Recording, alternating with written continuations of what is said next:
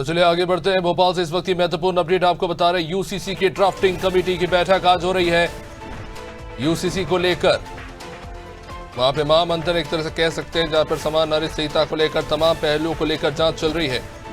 Drafting committee की ये बैठक जिसमें अलग अलग महत्वपूर्ण पहलुओं को लेकर इस वक्त जांच हो रही है। अलग अलग मुद्दों को लेकर वहां पे प्रेजेंटेशन भी दिए जा रहे हैं। ड्राफ्टिंग कमेटी को आयोगों के प्रतिनिधि ये तमाम सुझाव वहां प्रस्तुत कर रहे हैं इस वक्त इस बैठक के दौरान। और हर एक पहलू को लेकर तस्वीरें आप देख रहे हैं, चाहे महिला अधिकारों की या सुरक्षा की बात हो, तमाम पहलुओं को लेकर इस वक्त वहां पर एक गहन चर्चा चलती हुई एक ड्राफ्टिंग कमेटी की तस्वीरें आप देख रहे हैं। वहां पर हर पहलू को लेकर जो है बातचीत की जा रही है, किस तरह से इसे आकार दिया जाए, किस तरह से इसे साकार किया जाए और समान कानून लाने को लेकर किस तरह से कार्य हो जिससे किसी भी पक्ष, संप्रदाय या समाज से भेदभाव ना हो और सभी को समानता का अधिकार मिले कानूनन तौर पर।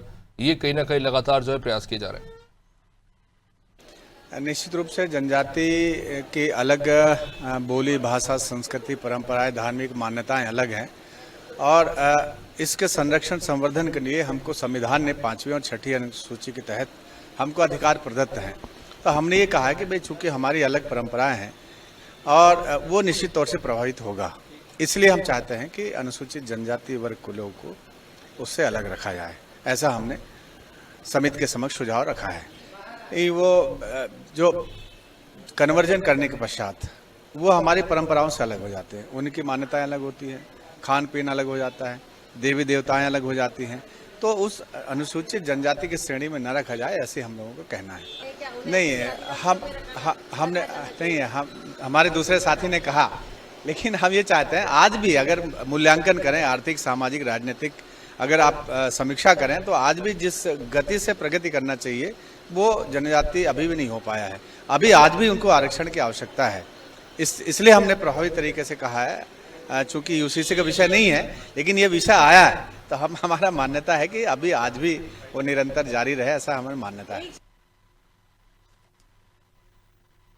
तो आप सुन रहे थे जो वहाँ पे अनुसूचित जनजाति का प्रतिनिधित्व कर रहे थे, उन्होंने स्पष्ट तौर पर कहा कि इसे उनसे दूर रखा जाए और जाहिर तौर पर आरक्षण को लेकर भी उन्होंने अपने विचार प्रस्तुत किए। दिव्या लगातार इस बैठक पर नजर बनाए हुए हमारी सहयोगी।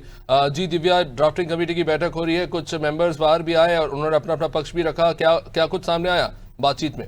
देखिए अभिषेक, अगर सुबह से बात की जाए तो सुबह से ही जो यूसीसी की ये कमेटी है इसकी चर्चा चल रही है और तमाम विभागों से जो प्रतिनिधि है वो आए हुए हैं।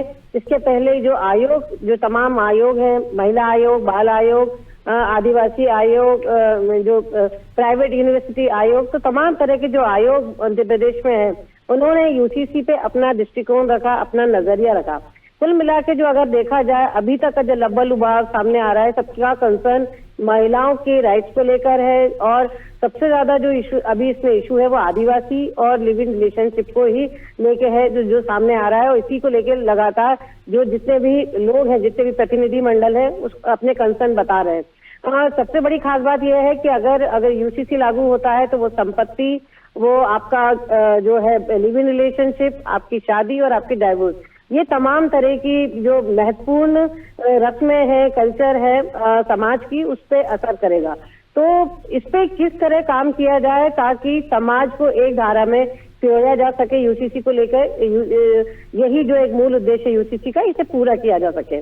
मध्य प्रदेश की बात करें अभिषेक, तो मध्य प्रदेश के लिए यूसीसी थोड़ा चैलेंजिंग जरूर है, क्योंकि इसके पहले गुजरात में लागू हो चुका है, उत्तराखंड में लागू हो चुका है, असम में लागू हो चुका है। उत्तराखंड में 2.9% ही आदिवासी है, लेकिन और गुजरात में भी तकरीबन 14 के आसपास है। असम में भी ज्यादा प्रतिशत आदिवासी जो समाज है वो नहीं है। लेकिन अगर मध्य प्रदेश की बात की जाए तो मध्य प्रदेश में सीधा 21% जो समाज है वो आदिवासी है, मतलब आदिवासी बहुसंख्यक है यहाँ। ऐसे में केवल 79% जो आबादी है उस पर ही यूसीसी लागू होना है, उसमें से भी 71% हिंदू धर्म से जुड़े हुए हैं। ऐसे में अब जो बाकी अन्य धर्म है उनको कैसे एक रूप लाया जाए और सबके समान कानून कैसे बनाया जाए, इस पर चर्चा हो रही है। और उसी के साथ चूंकि कोर्ट कहीं ना कहीं जो लिव इन रिलेशन है इसे एक तरह से कानूनी मान्यता दे चुका है कि लोग अगर दो वयस्क आपस में सहमति के साथ में रहना चाहते हैं तो रह सकते हैं। इसको एक कदम आगे बढ़ते हुए यूसीसी की जो कमेटी है वो इस बात पे चर्चा कर रही है, क्या जो लिव इन रिलेशन में रहते हैं उनका रजिस्ट्रेशन होना चाहिए, क्या उन्हें कानूनी पावर होनी चाहिए, उनकी हक कितने होने चाहिए, उनकी सीमाएं क्या होनी चाहिए, इस पे चर्चा हो रही है।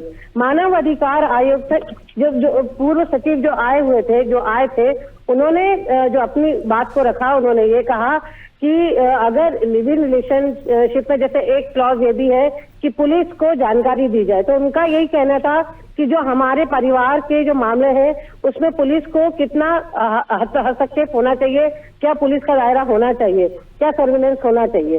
तो बहुत छोटे छोटे पहलू हैं जिन पे यहाँ पे चर्चा की जा रही है। इसके साथ अगर आदिवासी की बात करें तो यहाँ पे यही चर्चा हो रही है कि क्या आदिवासियों को इसमें शामिल करना चाहिए। कई लोगों ने ये सवाल भी उठाया, ये बात भी रखी कि आदिवासी कई ऐसे आदिवासी हैं जो लगातार विकसित हो रहे हैं, तो क्या उन्हें आदिवासी कहा जाना चाहिए। एक सज्जन ने ये बात भी कही कि कई आदिवासी पढ़ लिखकर आईएएस अधिकारी बन रहे हैं और उसके साथ ही जो ठाकुर और ब्राह्मण है उनसे उनकी बेटियों से शादी कर रहे हैं, तो क्या उन्हें आदिवासियों के दायरे में रखा जाना चाहिए। और क्या अगर आदिवासी कन्वर्ट होते हैं तो क्या उन पे यूसीसी लागू होना चाहिए। उसी के बीच में एक जो महत्वपूर्ण तथ्य ये भी सामने आया कि कई ऐसी आदिवासी लड़कियां हैं जो गैर आदिवासियों से शादी कर लेती है। इनके बारे में जो एक प्रतिनिधि आए थे उन्होंने ये बात रखी कि ऐसी लड़कियों से शादी करके उनकी जमीनों को हथियाया जा रहा है, बाद में उन लड़कियों का शोषण किया जाता है, उनकी हत्या तक हो जाती है, उनके साथ अपराध हो रहे हैं, उन लड़कियों का पता नहीं चलता और उनके साथ जो एक आदिवासी की जमीन है जो एक गैर आदिवासी नहीं खरीद सकता वो उसके नाम हो जाती है। और ये जो पूरा गौरव धंधा है ये मध्य प्रदेश में और झारखंड में काफी बड़े पैमाने में चल रहा है। तो बहुत छोटी छोटी चीजें हैं अभिषेक जो इससे जुड़ी हुई है। अभी फिलहाल की बात करें तो आयोग और विभाग ये दोनों ही अपनी बातें रख चुके हैं। इसके बाद 3:30 बजे के आसपास जो राजनीतिक दल है और जो धर्मगुरु है वो अपनी बातों को यहाँ रखेंगे। इसके बाद माना जा रहा है कि जो यूसीसी को लेके ये जो कमेटी काम कर रही है एक फाइनल ड्राफ्ट तैयार करेगी, जिसके बाद माना जा रहा है कि जो मानसून सत्र आने वाला है उसमें यूसीसी का बिल पेश हो जाएगा। बहुत बहुत शुक्रिया दिव्या विस्तृत जानकारी के लिए। जैसा कि हमें सहयोगी बता रही हैं कि वहाँ पे और भी लोग हैं जो अपना पक्ष रखने के लिए पहुंचेंगे 3:30 बजे के लगभग, और जाहिर तौर पर विस्तृत चर्चा इस पर लगातार आज दिन भर चलने वाली है। जैसा कि हमारे सहयोगी ने बताया कि तमाम अलग अलग संप्रदाय से जुड़े और जाति समाज से लोगों के अपने अपने पक्ष हैं जो उन्होंने प्रस्तुत किए हैं और फिलहाल इसको लेकर गहन चर्चा और प्रेजेंटेशन का दौर जारी है।